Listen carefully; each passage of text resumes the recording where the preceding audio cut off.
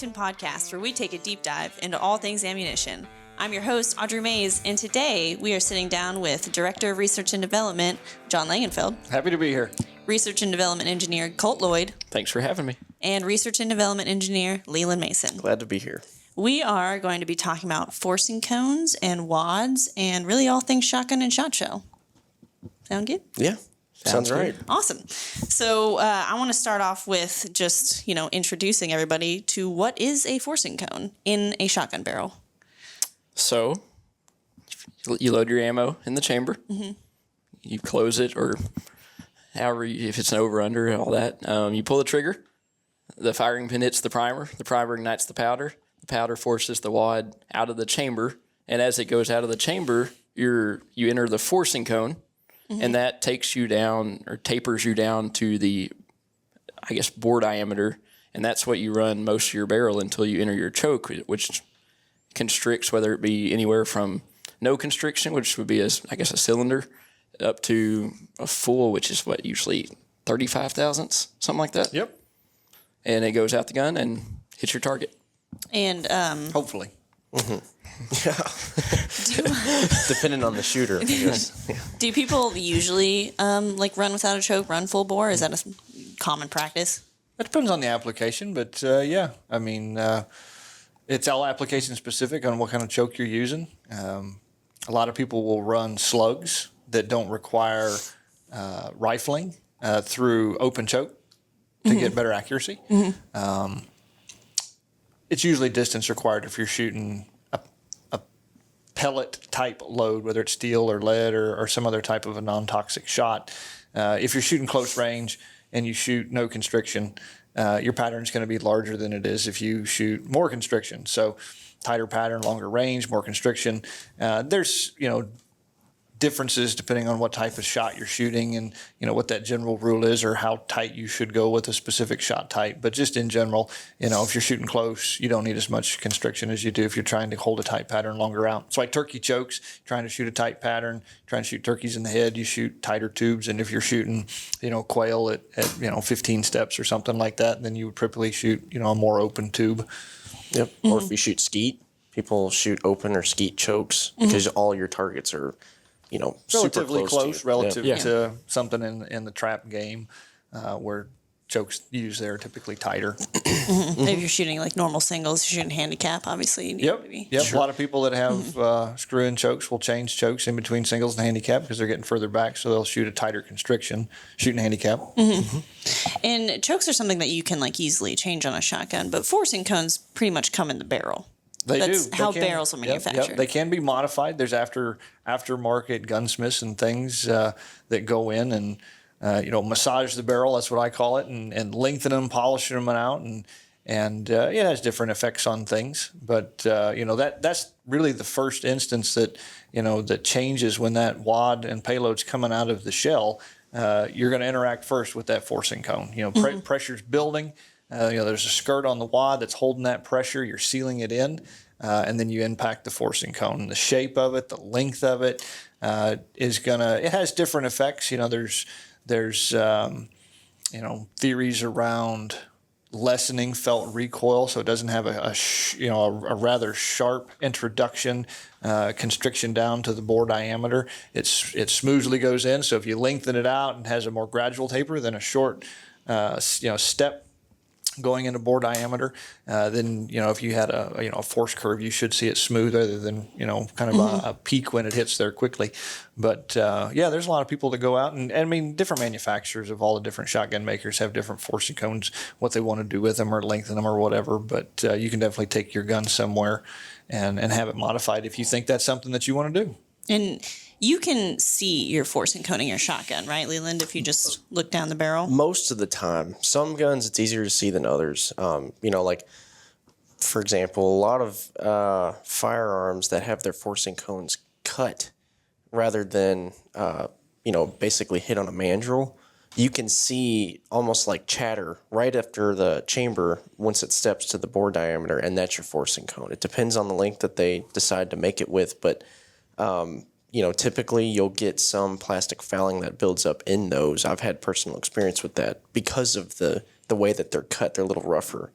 But some are, I mean, if you look down the barrel, you might be able to tell a slight constriction as you go, you look down the barrel, but some of them you really can't tell. And it just depends on how the barrel was made.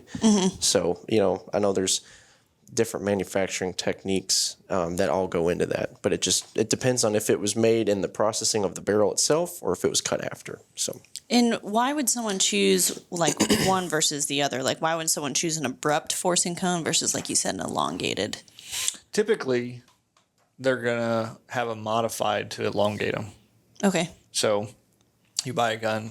If you're going to take it to a gunsmith, they're typically going to lengthen your forcing cone because it starts out short. And so that theory would be, it's less aggressive on your payload on your shot, constricting it down quick to bore diameter should lengthen the force as it goes in, so less felt recoil. It's more gradual than it's sharp. So that's typically what they do. Okay. So you get what you get when you buy your gun, and then if you want something different, typically they go in. They not necessarily fix it, but they'll lengthen it in things that are assumed to have advantages. and so there's like arguably one is better than the other. Colt. Sure. Yeah.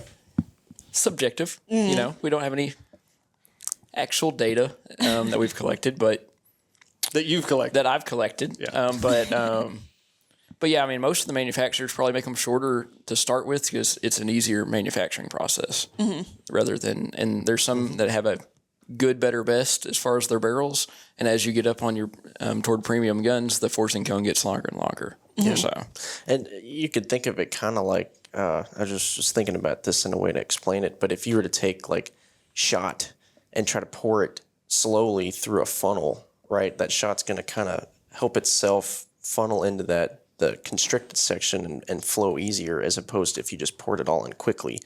It might get bunched up, it might not flow as easy. So in theory, if you have a longer forcing cone, that shot might be able to intermesh and spread out and not get deformed as much. So a lot of it has to do with the shot material too and how they interact with the forcing cone. So I always think it's interesting that you like refer to shot and how it reacts with the barrel as flow rate. Yeah. Sure. Because it's solid. It's Well, it not acts like a liquid. fluid. Yeah, it's really interesting. Essentially. Yeah. And you were talking about felt recoil. I know is like always kind of a controversial subject, but you were talking about elongating a forcing cone might depreciate some of the felt recoil. Sure. Yeah, when you say felt recoil, you're not talking about actual. So felt, I mean, you might feel it, and I might not. And so, is it worth me to spend the money to go lengthen my forcing cone? Yeah, maybe. It depends on its individual basis. Sure. And so, some people like to do that, some people don't. But I mean, in theory, you could go in and say, yeah, this is what should happen. Now, you can hook guns up to accelerometers and all that kind of stuff and measure it and whatnot. I've not done that personally. We design ammunition. Right. But, there should be advantages to lengthening forcing cones. And I know that you said, later you're going to have conversations with people that actually do that. So those are the guys that I would listen to as the SMEs to sell it. Yeah. Yeah. I mean, again, like we just shoot a lot of shotguns here. So this is all just. Yeah. I mean, if I don't have my forcing cone lengthened, it's not going to be a reason that I missed that target. It's probably because I didn't point the gun right. Sure. Yeah. I mean, sounds like a great excuse, though. Might keep it in your back pocket for when you don't. Oh, forcing cone's too short. Dang forcing cone. That's why on that 50th target, I got real tired. Yeah. Too much recoil. Should have had it lengthened. Obviously, though, forcing cones in the shape of your shotgun barrel do affect your ammunition and the way that it functions. Sure. Mm-hmm. Absolutely. Right. So let's talk a little bit about how a wad interacts with a forcing cone within a shotgun barrel. Colt. well, so if you look at any of your wads and some, wads you use for lead versus steel are different in material, and usually they're different in visually, just because like on a lot of your steel wads, you don't have a compression section, and that's usually just because you can't fit your payload in there and have that compression section. It's usually in there for almost like a space filler. But as you look at them, at the bottom of it, there's a I guess your powder cup, and then there's a skirt. And that has to, when you fire it, it has to obturate basically to the seal Spread out and touch. on the on your barrel. So with that, if you have more of a sharp transition on your forcing cone, it could, you might have a little bit of leakage there. But that goes down to material and just wad design on how well that actually seals. And by compression section, you mean the difference between like your powder cup and your cup that holds all your shot and your filler, right? Yeah, like on So like on ours, we've got on like the figure 8 wad, it looks like a figure 8. And that's our compression section for that wad. Gotcha. It's designed when it's shot and the pressure builds in the cartridge. As it's exiting the mouth of that cartridge, that compression section is taking up that room. It's acting like a spring, basically. Just a spring. For like a different Yep. accelerator. And it cushions the shot as well. You're shooting lead, so it helps with deformation. And then also the length of that cushion section is by design for the type of payload that you're putting in the shell. So if it's a 1 ounce payload, 7/8 ounce, ounce and an eighth, so that you fill that shell up, and so that, and you can crimp it within the dimensions, specifications that we use. So if you go say put an ounce and an eighth wad in to a shell and then just put 7/8 ounce of shot in it, you're going to come up way short. So you've got to have a taller cushion section as you go down in your shot weight so that you fill the shell up to the same level and can crimp it and have a good quality crimp. And sorry, the way that the wad reacts within the forcing cone, it's kind of like trying to, like, you don't really want movement in your shot, right? You kind of want to shot put it, or do you want the shot within the wad to roll? Like, do you want to push it flat? I think probably the best way to explain it is if in the most optimal scenario is that you want it to fill in on itself where nothing gets smashed, right? You want that shot to not be abruptly hit. Yeah, the least aggressive on the payload is just going to help it. Yeah. The more deformed your lead pellets are, then they're not going to fly as true as the round pellets. So you can have more fringe on your patterns, holes in your patterns, things of that nature. And so that's why we use in field loads, we'll put what they call buffer in turkey loads and some pheasant loads. And that buffer not only cushions the shot, it fills in all the voids. If you can imagine, nothing in there, just pellets stacked on top of pellets. There's air gaps all throughout that. And so when you put the buffer in, it fills all that up. So it cushions it, keeps the shot from squatting on itself and deforming. And then it also helps it flow through those sections in the barrel where you have the constrictions in your forcing cone and then down at your choke. And it allows you to achieve a tighter pattern than without having the buffer in it. Okay. And I'm not sure what this is called, but like the wings that like are on the cup of Petals. that holds the shot, the petals. Yep. Oh, I was close. Yep. The wings. The wings. I don't know that. Yeah. Do they Makes sense. serve a purpose? What's their purpose? Well, there's two things. One, if you go back, many years ago and look at the history of shotgun shells, you'll find that there didn't used to be shot cups. You just had to seal your gas, and because lead's not harmful to your barrel from it's softer than steel, and so you can have lead deposits in there, fouling and things like that, but it's not going to scratch your barrel and whatnot. So you didn't need protection in between the shot and the bore. So now with modern plastic wads, when lead loads, you're not using it to protect the bore from the lead. It helps from getting lead fouling in there in your forcing cone and your choke. But you can change those pedals around in different designs, the stiffness, the size of them, 4 pedals, 8 pedals, to affect your pattern. And so the quicker that they open, typically the patterns open more. You'll see a lot of people probably have seen wads. They used to call them the wind jammers that have 8 pedals. They were smaller, they open easier. The purpose, if you were going to load a wind jammer, was to get the wad off the shot column quicker. Typically, the pattern may be more consistent because you're not influencing it as long of a time period as you would with a 4 pedal. But the concept is a more open pattern, and so bore protection. And then also, by design, that shot cup itself can also be sized accordingly for the payload that you're using, whether it's 7/8, 1 ounce, so on and so forth.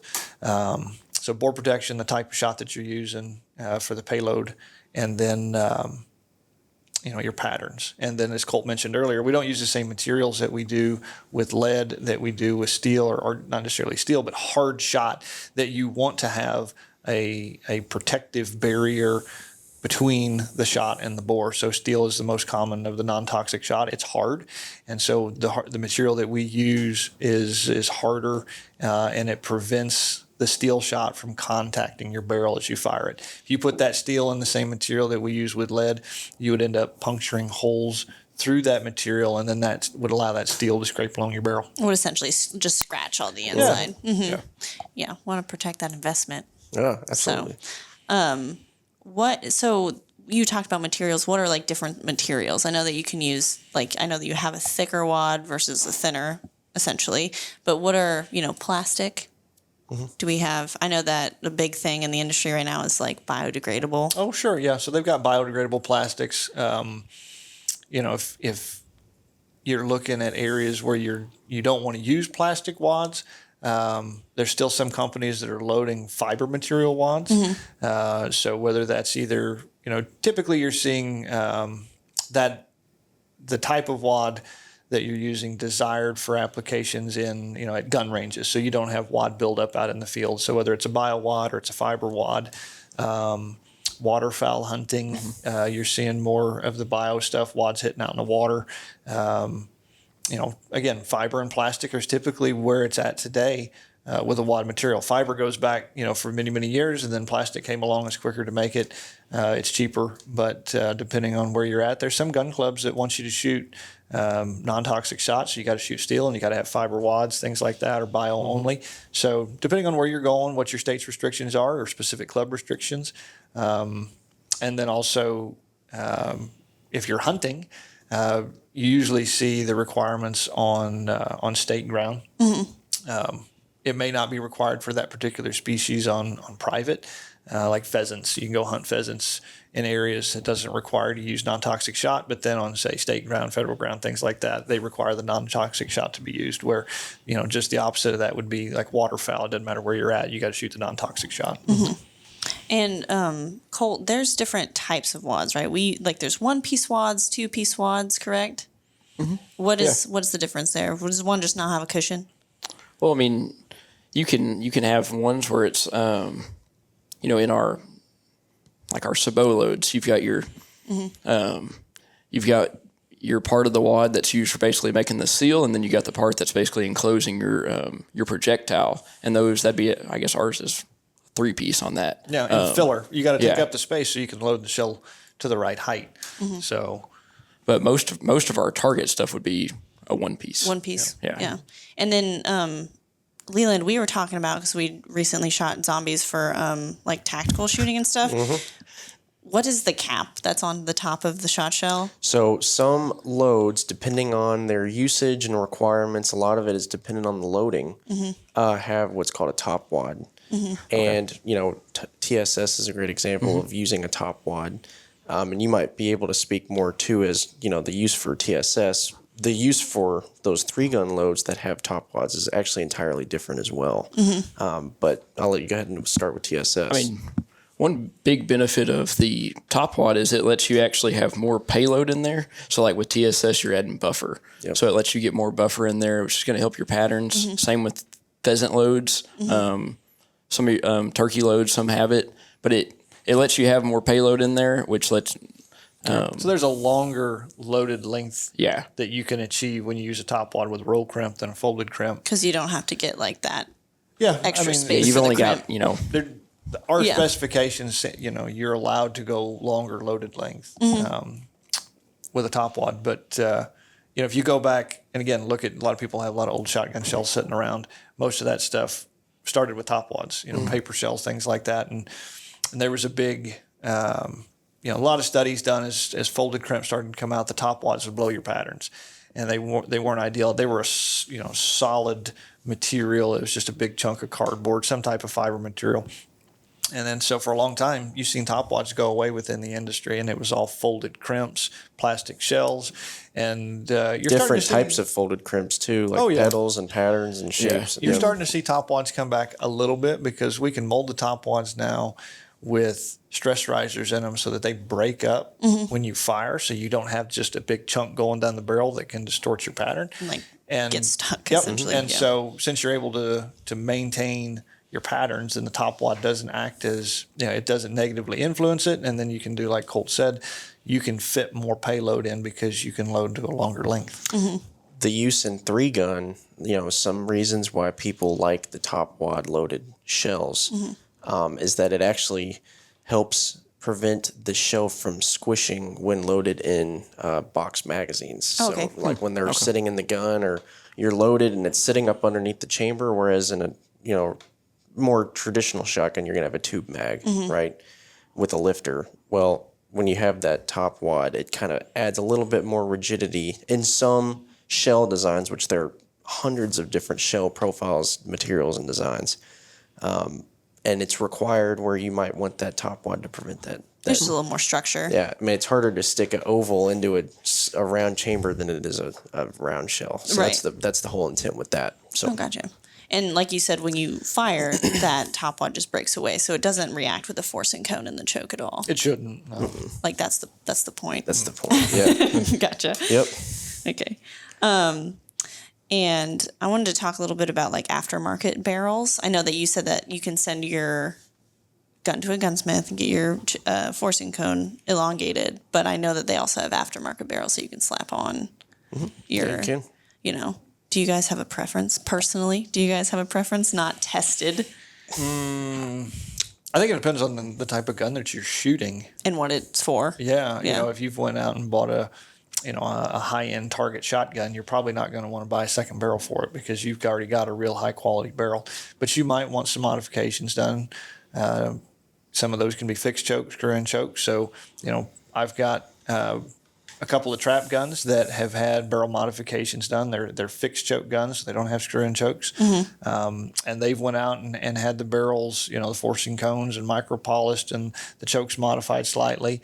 And so in those kind of applications, that's where I'd have barrel work done over buying a separate barrel for a gun. You're probably more looking at buying different barrels in field guns. So again, probably for me personally, it would depend on what that cost looks like and what I'm wanting to have done to that gun. How I'm wanting to change it. Yeah, the only experience I really have is, I don't even know if you would call them aftermarket barrels, but for like 870s or something, you might have, back before we actually had even screw-in chokes, my gun came with a modified. Well, maybe I want one that's got a rib on it that's an improved modified or an improved cylinder. You can usually find those aftermarket. They're usually same make. So there's not really a difference there, but it lets you kind of change your choke if you don't want to send yours out to actually get threaded. And I'll just say, to any of the listeners, it's always great to test the pattern, right? Like if you've got a shotgun, hunting or sporting purpose, whatever, and you're looking for the optimization of your platform, it's always good to buy ammunition and test it. Like, for my sporting shotgun and the chokes that I picked, the harder antimony 6% STS shot, 1145 ounce in an eighth seems to be just the most consistent. And might be splitting hairs in some of that, but I know for a fact after shooting it in different patterns, different chokes, that works for my gun. And, we've got plenty of offerings at Remington, different antimony content, speeds, velocities, payloads, all that stuff that, you can test and see. And it does make a difference, between choke length, choke constriction, barrel length, all that stuff goes into, how your pattern's going to end up. And that's the important bit. So, Yeah, and sometimes they'll even ask you if you go to send stuff out and you want to have something modified, what type of ammunition you want to shoot so that they can do their magic and make Their it, voodoo. optimize it. Yeah, they can massage your choke and optimize it for the ammunition. I know one of the guys on our team, Logan, when he had his choke tubes done for his trap gun, he told him I shoot STS and I shoot nitro, I shoot Remington. And so, they were able to, I haven't seen his patterns, but, He shoots he good. shoots pretty good. So. if he put some other kind of shell in his gun, he probably wouldn't hit anything. Yeah, yeah, and I'm sure that has a lot to do with the interaction of shot, payload, wad design. Oh, yeah. And of course the antimony and hardness of that shot, and how much it's able to resist that deformation. So, And for all of our reloaders out there, I'm sure everyone wants to know this question. Are all wads created equal? No. Yeah. Short answer, no. Next question. No, move on. You would be very, and I was actually going to make this comparison kind of to what we were talking about earlier, John, with the pedal design. But you can really attribute a lot of the characteristics of wad design to hollow point bullet design. So like in the way the pedals open and the length of the pedals and how many pedals you have, if you have more pedals, typically it opens up faster like that. Those, for the most part, those mechanics transition over to bullet manufacture. And it's the same thing with wads. There's so many wads out there. They're replicants of existing wads. They perform differently than the wad that they were designed to be similar to. And a lot of testing goes into the design of that wad, both shooting and even before the shooting goes. The equipment used to make them are very, very high precision and expensive, and that there's a lot of development that goes into that too. So I would say probably things being equal comparing to target wads over target wads, there's differences, and if you're comparing it to like, a steel wad to a lead wad, there's almost no comparison. And you can tell that if you go in and look at anybody's load data that's posted out there, Alliant, Hodgdon, and just review it, you're going to see the same powder and the same primer with various wads listed. And the data is pretty close, but it's not the same. And so, follow your loading instructions, follow your books, use those recipes. But the difference in cushion sections, difference in stiffness, they change pressures, the skirt design, the thickness of the skirt, the length of the skirt, the weight of the wad, all those things, they'll change your pressure, they'll change your performance. And, the materials that are used, the higher quality materials will leave less plastic fouling in your barrels. They obturate easier across a broader temperature range. They're just more forgiving for somebody to work with. And not all wads are equal. Yeah. I mean, a ton of Remington people reload. And so I was just wondering if they wanted to go out and shoot STS, right? It's a pretty reloadable hole, I would say. It's the best. Yeah. Arguably the most reloadable. Pretty reloadable. There's no argument. Statistically, it is the most reloadable hole in the world. So, how important is it that they get a similar wad to reload for that? Well, it's the STS shell and the nitro and the gun club. That's our rotary cam process. So it's a tapered body on the inside of it. So the walls of that hole get thicker as it goes down. And there have been other manufacturers who've had tapered shell designs over the years. And so just as long as you're using a tapered wad in there, it's going to do what you want it to do. But we know what we use in the Remington wads, materials that we use. Like I said before, if you want minimal plastic fouling, if you want good obturation across broad temperature ranges, you want solid patterns to fill up the shell adequately. We sell the same wads that we use in those loads in the TGT and the figure 8. Consumers can buy those. Same wad we use. We design those to fit our shells. So though you can use some, other stuff or other designs from other manufacturers, you're going to get the same kind of performance that we desire and we hold to our strict tolerances and the level of scrutiny that we hold our ammunition to using those wads. Yeah, and I'll add this, the temperature performance is a big thing. You've got somebody shooting trap in Alaska versus somebody shooting in Phoenix, Arizona. Temperatures are going to be a lot different. And consider that, temperature or the deformation you're going to get with the metal is much higher than what you're probably going to reach as an ambient, temperature as a human. With plastic, it's a little different. I mean, you can microwave a, package of spaghetti in plastic and immediately tell a difference. So the development that we do to make sure that we have the most optimized plastic wads, if we have a plastic application for temperature, is extreme. I mean, tons of development goes into that across the entire team. So, I mean, that's part of the thing that you're getting when you get a product that's been designed in that respect, is that you have all of those checked boxes. So we test for everything. So hot and cold. I've seen it. Yep. So. Yep. Yeah. Anyone else have any last minute comments on forcing cones and watts? I would just say, if you're a shooter and you're thinking about this, it's good because it's all part of mechanics that end up, downrange of whatever you're shooting at. Pattern your gun, get your gun. Every gun is going to pattern different with different loads, and learn the most about the tool that you're using, and clean your guns just because, You just have to put that. Yeah. Clean your guns, because that's what Leland does on weekends. Because Leland won't be able to sleep at night if you don't. Hey, my guns are clean. That's all I'm saying. I sleep great. So, Yeah. Well, there you have it, guys. Remington is on the rise. Like, comment, subscribe, and be sure to share this podcast with your hunting or shooting buddies. If you have any questions for me or any of these gentlemen sitting here, you can email us at podcast@remington.com. Thanks for listening.